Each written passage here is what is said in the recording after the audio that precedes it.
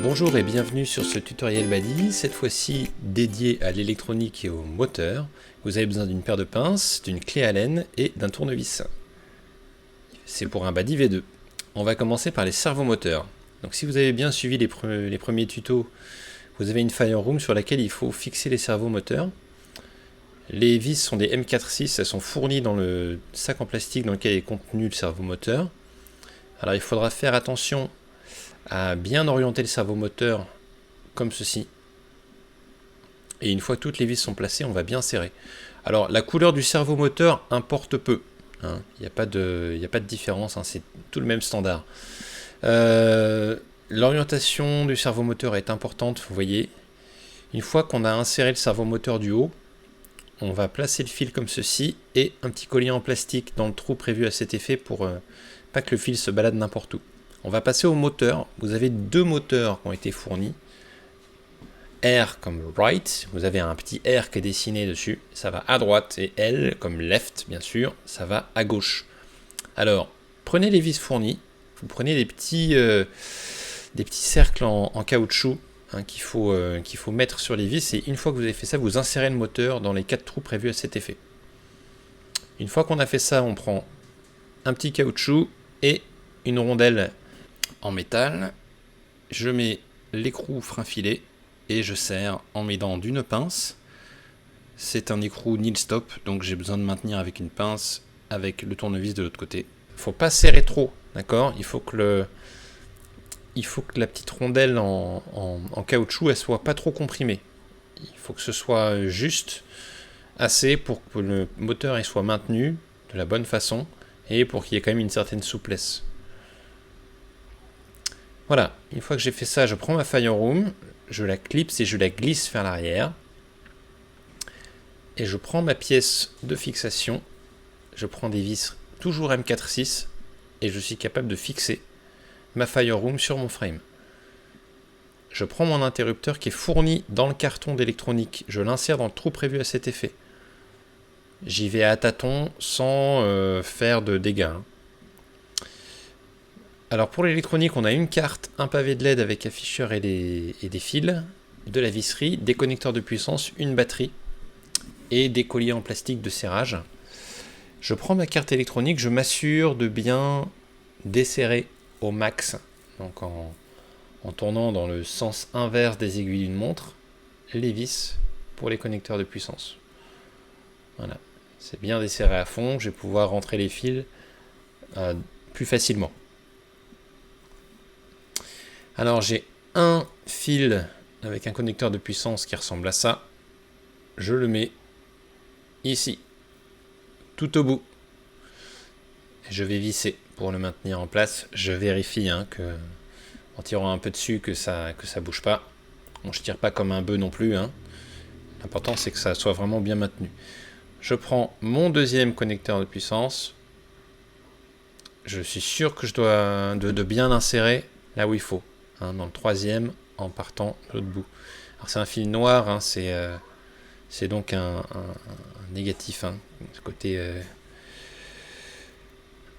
connecteur de puissance. Alors pour placer ma batterie, je vais la glisser comme ceci.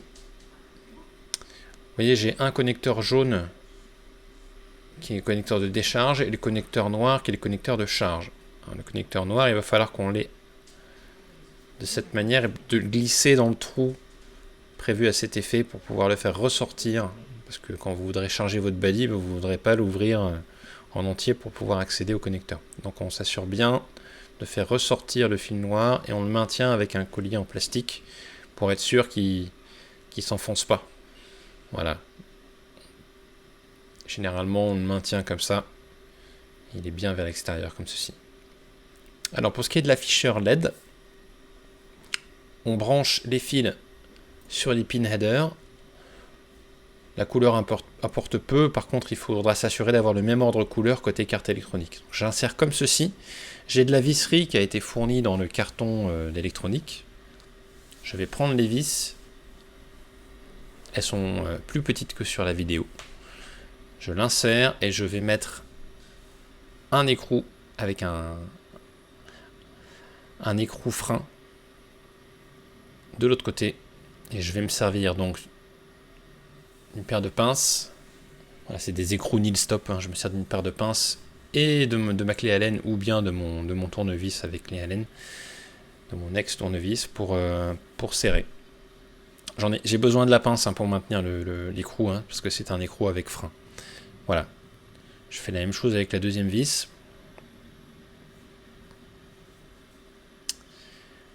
Je fais passer le fil électronique de l'afficheur sous la batterie jusqu'à l'autre côté, en passant en dessous de la batterie. Alors, je prends mon moteur gauche et je prends l'ESC. L'ESC, c'est l'Electronic Speed Controller, c'est la petite carte électronique qui est attachée au moteur. Donc cette carte électronique, vous voyez, elle a deux gros fils, rouge et noir, c'est connecteur de puissance, et un fil de commande. Pour ce qui est de l'ESC du moteur droit, vous voyez, je le maintiens bien à droite et je fais passer les fils de l'autre côté, parce que la carte électronique elle est de l'autre côté. Je fais attention avec la pince coupante, hein, de ne pas couper mes fils, bien sûr.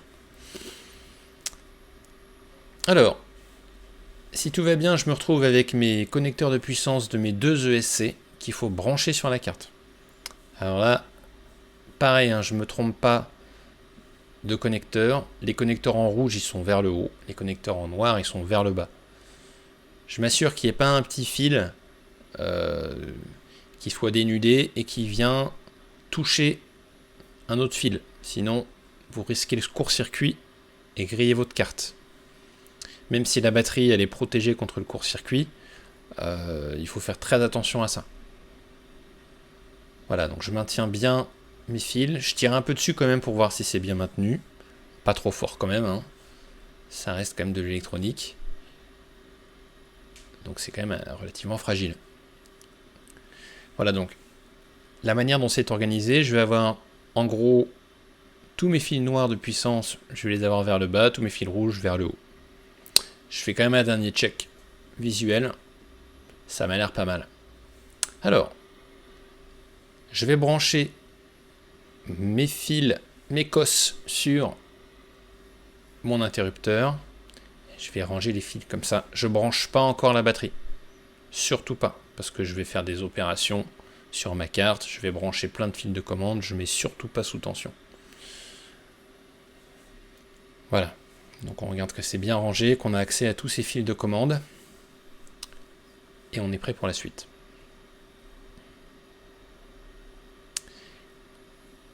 Alors, je vais d'abord installer ma carte électronique et la fixer sur mon frame, sur mon plancher ou ma plateforme.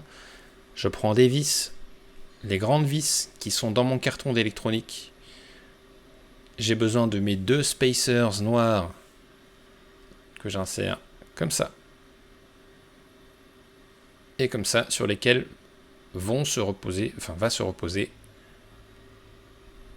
ma carte électronique. Donc il y a deux trous qui sont du bon écartement. Voilà, je dois bien trouver l'emplacement et j'appuie et j'ai plus qu'à mettre mes écrous nil stop du M3. Je les mets sur ma carte, je tourne un petit peu, je positionne. Une fois que c'est positionné, je peux pas plus visser que ça avec les doigts, hein. C'est du nil stop, hein. Ça a du frein, donc je suis obligé de prendre une pince et un tournevis hexagonal de l'autre côté, ou bien une clé Allen, ça dépend ce que vous avez. Et je fixe ma carte électronique. Voilà, ça ne bougera pas. Alors, une fois qu'on a fait ça, on va brancher les fils de commande. Celui-là, il est un petit peu long. Alors, je vais le ranger de la bonne façon pour éviter que ça se trimballe un peu partout. Faut surtout pas que ça touche les roues du body, en fait, hein, quand le body sera en fonctionnement. Je le mets bien dans ce sens-là, sur le connecteur tout à gauche, avec le fil blanc à gauche. Même chose, mon fil de commande de mon 2SC droit, de moteur droit, je le fixe ici. Ce fil de commande du servomoteur du haut, je le mets fil jaune vers l'intérieur et je le mets sur le connecteur gauche, sur le pin header gauche. Il me reste un fil de commande qui est mon servomoteur du bas, toujours fil jaune orienté vers le devant et branché comme ceci. Je fais attention à mes fils de commande, je les range bien, notamment vous voyez le petit fil de l'ESC du moteur droit là, qui est au niveau de la batterie, faut essayer de le ranger sous la batterie.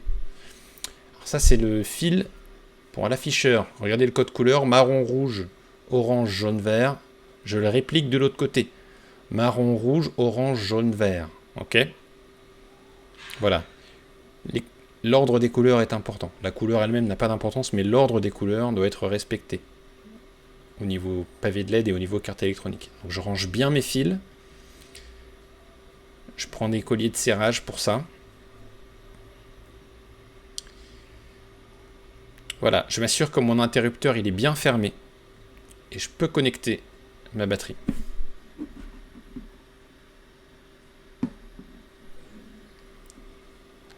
On range les fils. L'idée, c'est de bien les maintenir vers le bas pour pas qu'ils soient touchés par les roues du body. À ce stade, si vous n'avez pas flashé votre carte électronique, vous ne verrez pas de petit smiley au niveau du pavé de LED quand vous allumerez votre body. Donc c'est normal. Vous devez aller flasher votre carte électronique. Allez, on se retrouve pour le tuto suivant. Comme d'habitude, vous posez vos questions sur le forum, sur la vidéo, sur le groupe Facebook. On est là pour vous aider. Et pour ceux qui ont bien fait les connexions et fixé les moteurs convenablement, on se retrouve au tuto suivant pour flasher sa carte électronique. Merci, à tout de suite.